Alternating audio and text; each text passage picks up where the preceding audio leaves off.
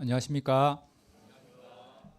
오늘 베드로전서 4강 말씀의 제목은 양무리의 본이 되라입니다. 요절은 3절, 5장 3절 말씀입니다. 5장 3절 말씀을 다시 한번 읽어보시겠습니다. 시작. 맡은 자들에게 주장하는 자세를 하지 말고 양무리의 본이 되라. 사도 베드로는 고난이 많은 세상을 살아가는 성도들에게 왕같은 제사장답게 선을 행함으로 고난을 받으라고 권면했습니다. 이제 서신을 마무리하며 고난의 유익함과 또 이 고난의 때에도 감당해야 할 사명에 대해서 가르쳐 줍니다. 오늘 말씀을 통해 우리가 하나님의 자녀들이 겪게 되는 이 고난의 의미를 알고 또 그런 고난 가운데서도 양무리의 본이 되어 양들을 섬기는 목자로 성장할 수 있기를 기도합니다. 제1장 그리스도인으로 받는 고난, 4장 12절부터 19절까지입니다.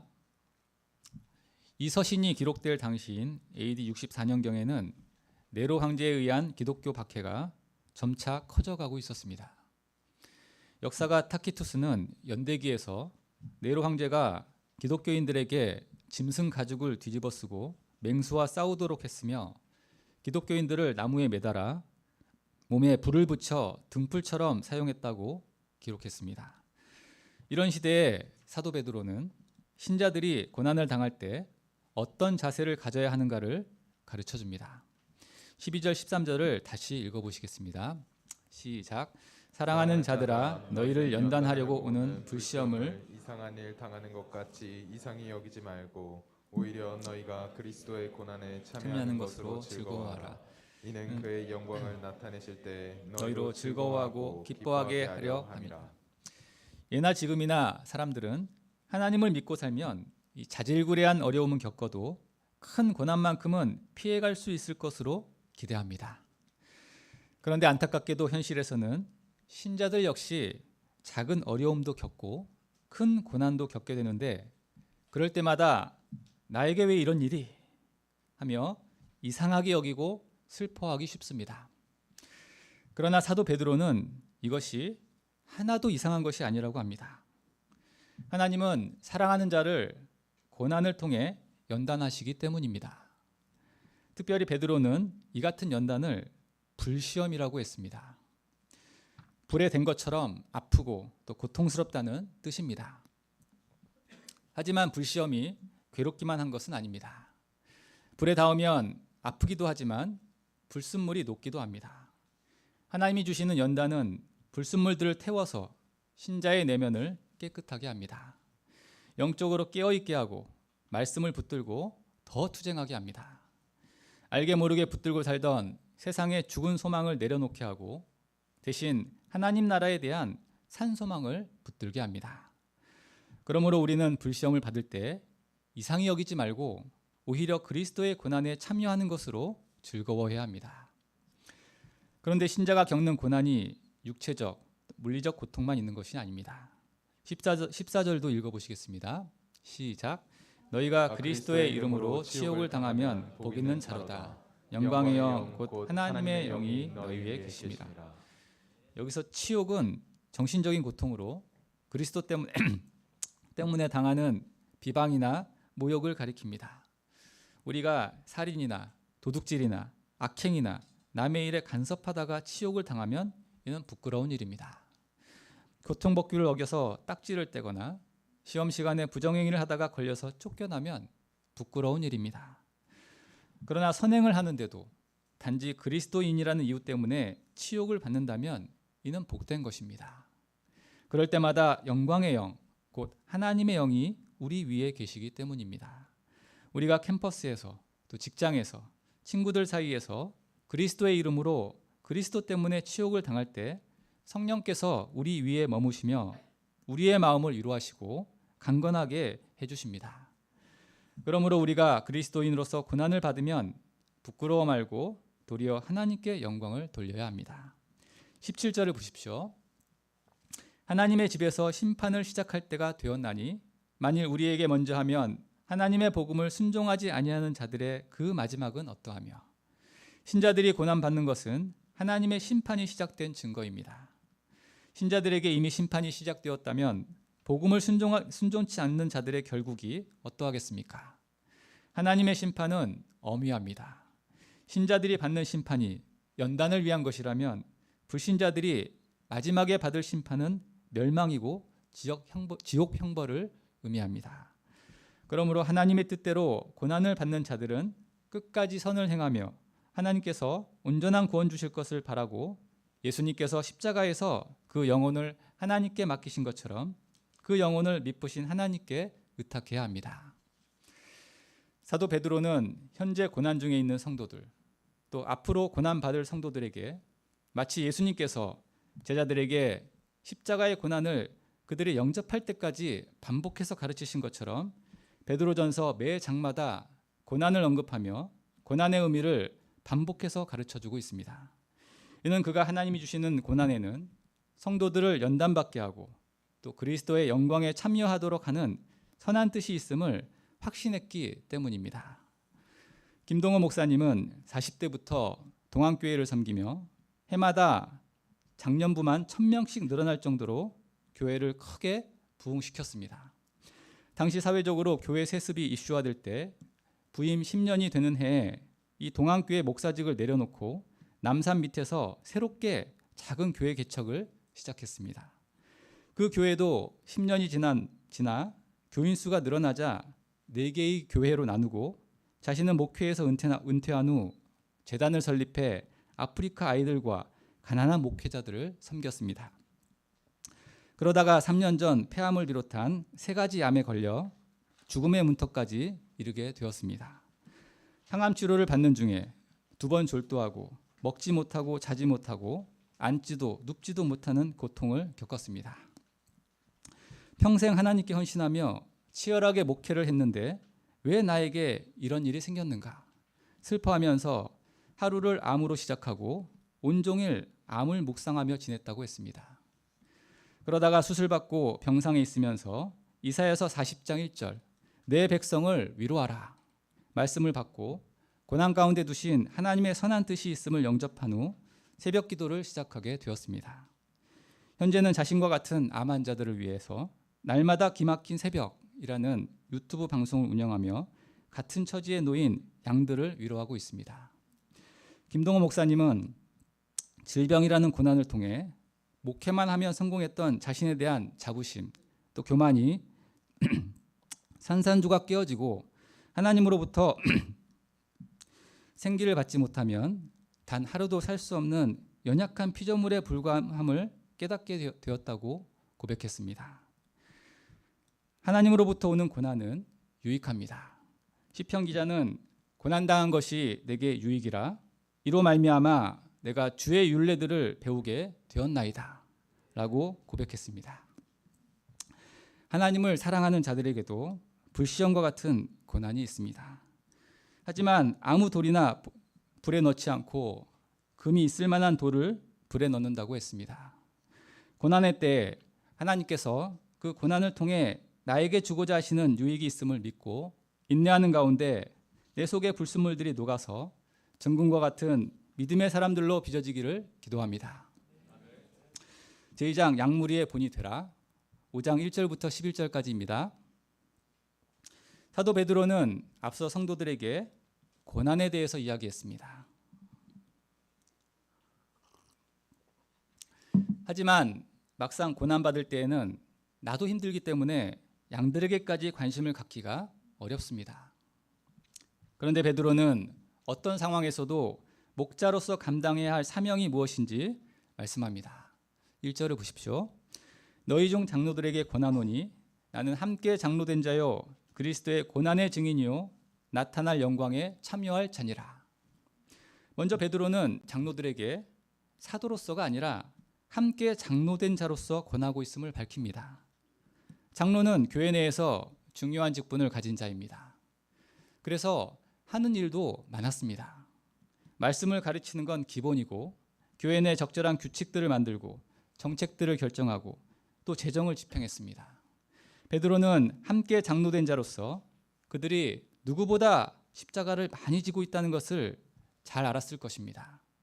그럼에도 불구하고 그들이 반드시 가장 우선해서 감당해야 할 한 가지 사명이 있음을 말합니다. 2절을 같이 한번 읽어보시겠습니다. 시작. 너희 중에 있는 하나님의 양무리를 치되 억지로 하지 말고 하나님의 뜻을 따라 자원함으로 하며 더러운 이득을 위하여 하지 말고 기꺼이 하며. 너희 중에 있는 하나님의 양무리를 치되, 베드로는 장로들에게 하나님의 양무리를 치라고 합니다. 고난 가운데 있어도 또 해야 할 일들이 많지만 양무리를 섬기는 일이 가장 먼저라고 하십니다. 이는 가정에서 부모가 해야 할 일들이 많더라도 자녀를 돌보는 일을 가장 중요하게 여겨야 하는 것과 같습니다.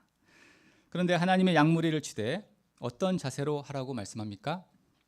첫째로 억지로 하지 말고 자원함으로 하라고 하십니다. 억지로 양을 친다라는 것은 장로의 체면이나 또 책임감 때문에 마지못해 양을 치는 것을 말합니다. 게임 중독에서 벗어나게 하려면 게임을 억지로 하게 하라고 했습니다.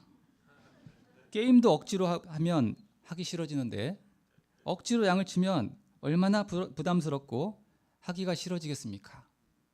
억지로 양을 칠 때에는 양이 바빠서 못 가겠다고 카톡을 보내오면 그렇게 마음이 가벼워질 수가 없습니다. 이런 목자 생활에 은혜와 기쁨이 있을 리가 없습니다. 베드로는 억지로 하지 말고 하나님의 뜻을 따라 자원함으로 하라고 명하십니다. 장로니까, 유해 목자니까, 또 팀장이니까 양 안 치면 눈치 보여서 하는 게 아니라 자기 마음이 움직여서 소원을 가지고 부르심에 감사함으로 하라고 하십니다. 우리는 요즘 토요 미팅을 보면서 같은 일이라도 누가 시켜서 억지로 하는 것과 소원을 가지고 자발적으로 하는 것이 얼마나 다른 열매를 맺고 있는지 생생하게 목격하고 있습니다. 학생들이 자원함으로 하나님을 섬길 때 그 심령에 은혜와 감사와 기쁨이 있고 문제 앞에서 톡톡 튀는 아이디어로 많은 사람들의 호응을 얻고 있음을 보게 됩니다. 저희들이 또 학생들이 봄학기 양들을 자원함으로 섬겨서 저희 마음에 하나님을 섬기는 기쁨을 누리게 하시기를 기도합니다. 둘째로 더러운 이득을 위해 하지 말고 기꺼이 하라고 하십니다. 양을 돌보는 목적이 순수해야 한다는 것입니다. 당시 장로가 양을 치면 교회로부터 돈을 받기도 했습니다. 돈이 부족해서 양을 섬기는데 어려움을 겪지 말라는 취지였지만 돈을 받기 위해 양을 치는 사람들이 생겨났습니다. 요즘 우리는 양을 친다고 돈을 받지는 않습니다. 오히려 돈을 씁니다. 다만 돈이 목적은 아니더라도 순수하지 못한 동기로 할 때가 있습니다. 양을 많이 침으로써 장로로서 인정받고 또 자기 영광을 나타내고자 하기 쉽습니다. 저처럼 동역자에게 칭찬받으려고 양을 치는 사람들도 있습니다. 이득을 위해 양을 칠 때 이득이 되는 양만 치게 됩니다. 오랫동안 섬겼어도 한결같이 소망이 없어 보이는 양, 같은 죄로 자꾸 넘어지는 양, 내면 문제, 인생 문제가 심각해 보이는 양들은 쉽게 잘라버리고 착해 보이는 양, 약속 잘 지키는 양, 은혜를 아는 양만 치게 됩니다. 선한 목자는 이득이 없더라도 양 자체를 귀하게 여깁니다. 내 양이 아니라 하나님의 양이기 때문입니다. 하나님께서 귀하게 여기시고 하나님의 하나뿐인 독생자를 희생해 가면서까지 살려놓은 양이기 때문입니다. 저희들이 이득과 상관없이 작은 자 한 사람을 귀하게 여기고 기꺼이 섬겨서 하나님께 이득을 드리는 종들이 되기를 기도합니다. 셋째로 양무리의 본이 되어야 합니다. 유절인 3절을 같이 읽어보시겠습니다. 시작. 맡은 자들에게 주장하는 자세를 하지 말고 양무리의 본이 되라. 하나님께서 양들을 맡기실 때에는 양들을 겸손과 온유로 잘 돌보도록 맡긴 것입니다. 그런데 목자는 자기에게 맡겨졌다고 해서 양을 주장하기 쉽습니다. 주장한다는 것은 주인 행세하며 지배하고 군림하는 것을 의미합니다. 사도 바울은 고린도 후서에서 목자는 양들의 믿음을 주관하는 자가 아니요 기쁨을 돕고 믿음에 서도록 돕는 자라고 했습니다. 그러므로 목자는 양이 예수님과의 사귐과 또 배움에서 오는 기쁨을 누리도록 잘 도와야 합니다. 목자의 도움 없이도 홀로 설 수 있는 자립적인 믿음의 사람이 되도록 도와야 합니다. 어떻게 이렇게 도울 수 있습니까? 사도 베드로는 본이 되라고 하십니다. 카우보이는 소를 몰 때 뒤에서 소리 지르면서 채찍으로 위협합니다. 그런데 양들을 그렇게 다루면 겁을 먹은 양들은 주눅이 들어서 꼼짝도 안 합니다. 양은 목자가 앞서가며 본을 보일 때 그대로 따라하게 됩니다. 양들은 10마디 옳은소리 하는 목자보다 한 번이라도 자기 부인하며 본을 보이는 목자를 신뢰하고 순종합니다. 우리가 예수님을 사랑하고 신뢰하고 순종하는 이유는 예수님께서 하나님의 아들이시지만 모든 면에서 본을 보여주셨기 때문입니다. 예수님은 높아지려고 다투는 제자들에게 낮아져 섬기는 자가 큰 자라고 말씀하시고는 말씀만 하지 않으시고 친히 제자들의 냄새나는 발을 씻겨주심으로 섬김의 본을 보여주셨습니다. 우리에게도 본이 되는 분들이 있습니다.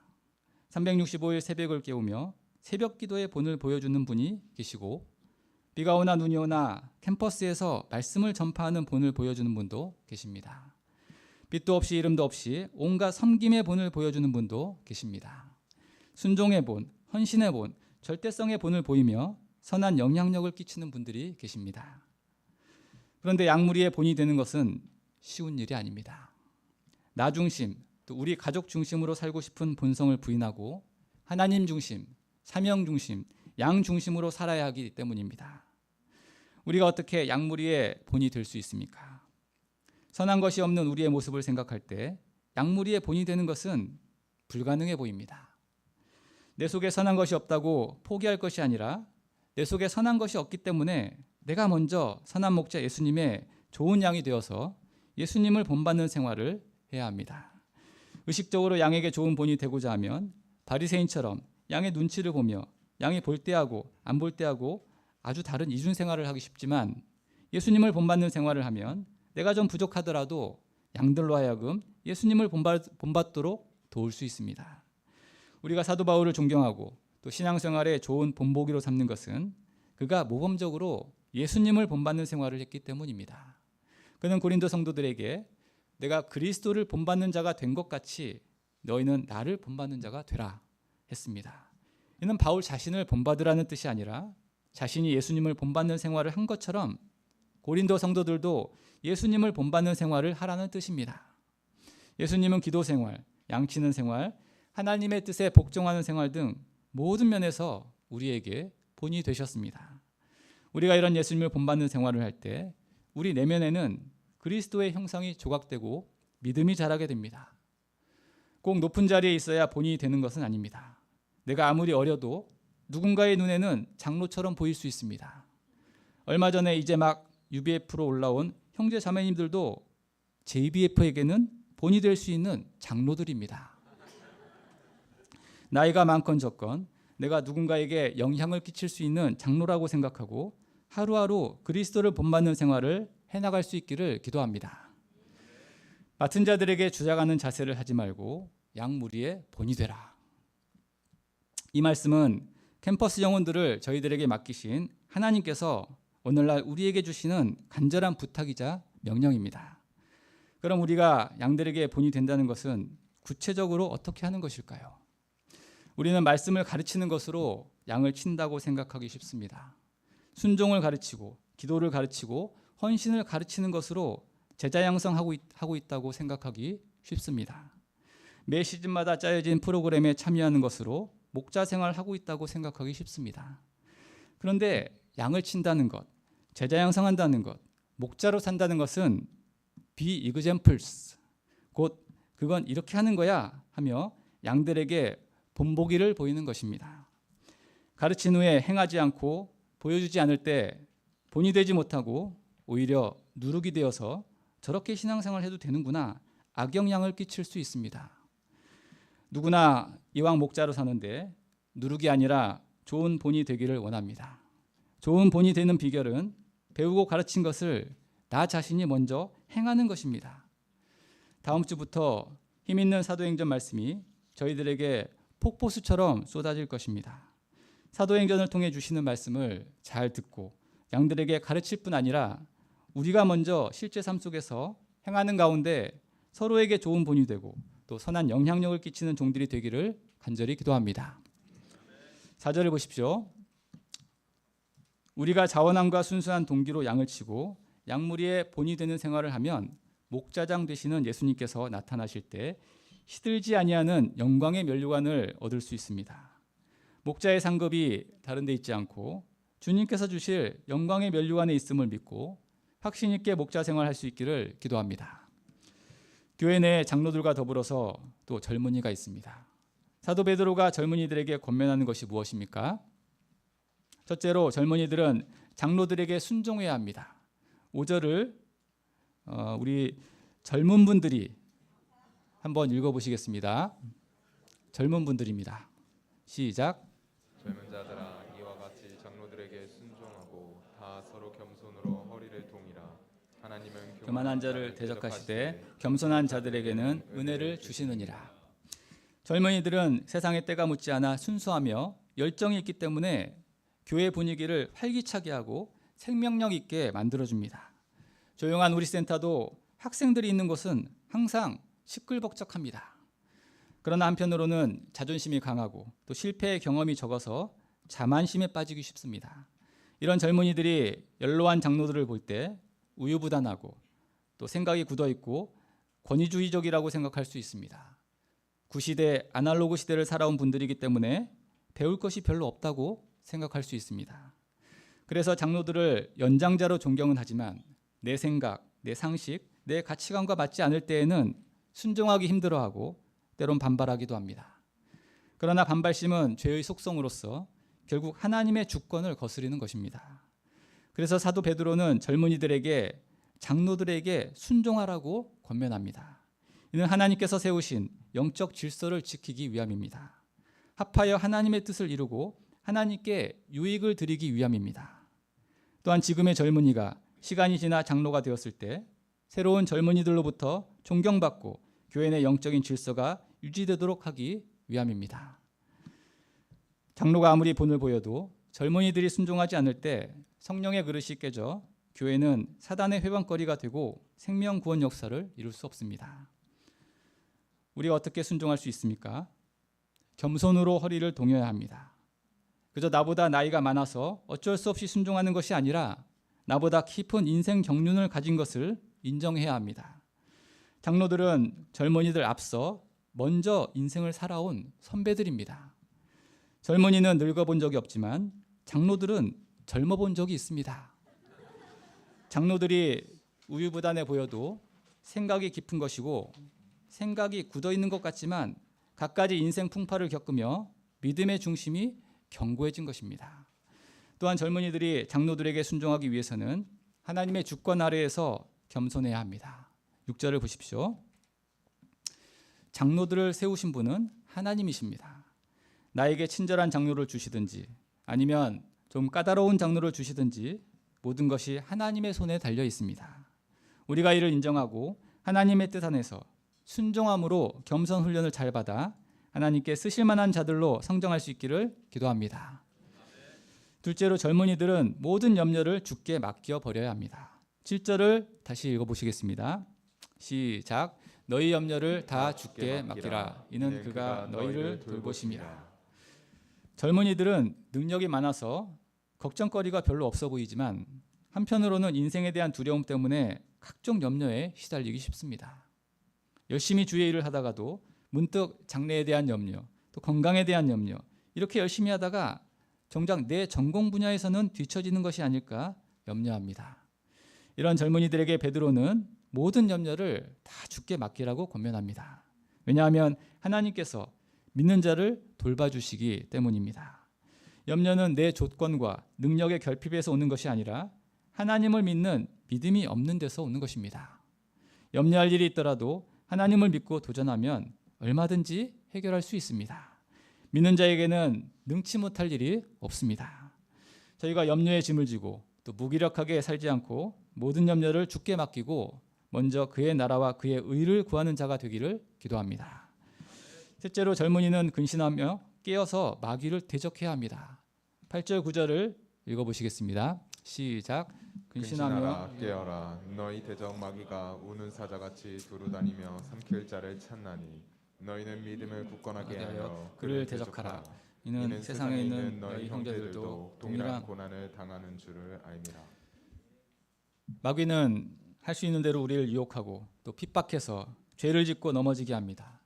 우리는 쉬어도 마귀는 연중무휴 쉬지 않습니다.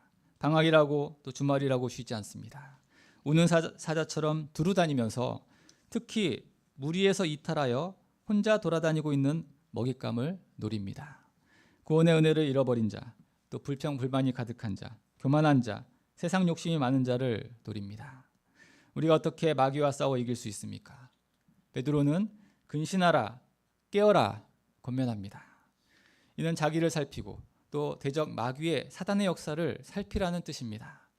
마귀는 강교하고 강해서 우리의 힘과 지혜로 결코 이길 수 없습니다. 마귀는 오직 믿음으로 대적할 때 물리칠 수 있습니다. 12절부터 15절은 베드로의 마지막 인사입니다. 신실한 형제 실로아노는 이 편지를 대필한 사람입니다. 베드로는 그를 통해 모든 성도들이 하나님의 은혜에 굳게 서도록 권면합니다. 그리고 마지막으로 하나님의 평강이 그들에게 있기를 바라며 편지를 끝맺고 있습니다. 양무리의 본이 되라, 이 말씀을 준비하고 전하려고 하니까 많이 부담이 되었습니다. 자신을 돌아볼 때 나이와 외모는 누가 봐도 장로의 길에 들어섰지만 신앙적으로나 인격적으로나 전혀 본이 되지 못했기 때문입니다. 그래서 아픈 동역자를 핑계로 이번 메시지의 간증은 고난을 주제로 써볼까 생각하던 차에 제임스 목자님께서 이번 말씀의 간증은 요절 말씀의 기초에서 쓰라고 하트와 함께 문자 메시지를 보내오셨습니다. 어쩔 수 없이 양무리의 본이 되라는 요절 말씀을 심히 괴로운 심정으로 깊이 묵상했습니다. 그때 하나님께서는 제가 이 말씀을 부담스럽게 생각하는 이유가 그동안의 삶이 양무리의 본이 되지 못해서가 아니라 앞으로 양무리에게 본이 되는 삶을 사는 것이 부담스럽고 싫어서라는 것을 깨닫게 하셨습니다. 양무리의 본이 되려면 말씀을 가르칠 뿐 아니라 가르친 말씀대로 먼저 행해야 합니다. 그런데 저는 가르치는 것만 하고자 했습니다. 여러 가지 이유와 핑계를 댔지만 가르치는 것은 편하고 가르친 대로 행하는 것은 편한 것이 아니기 때문이었습니다. 하나님은 저에게 이제 막 평신도 생활을 시작하는 젊은이들을 양으로 맡기셨습니다. 이분들은 목자인 저에게 순종하고 영적으로 근신하며 깨어있고자 투쟁하는 요즘 시대 보기 드물게 꽤 괜찮은 젊은이들입니다. 그런데 목자인 제가 앞서 행하지 않고 입으로만 목자 노릇을 하려고 하면 이들도 저처럼 입으로 목자 생활을 하는 사람들이 되고 결국 저는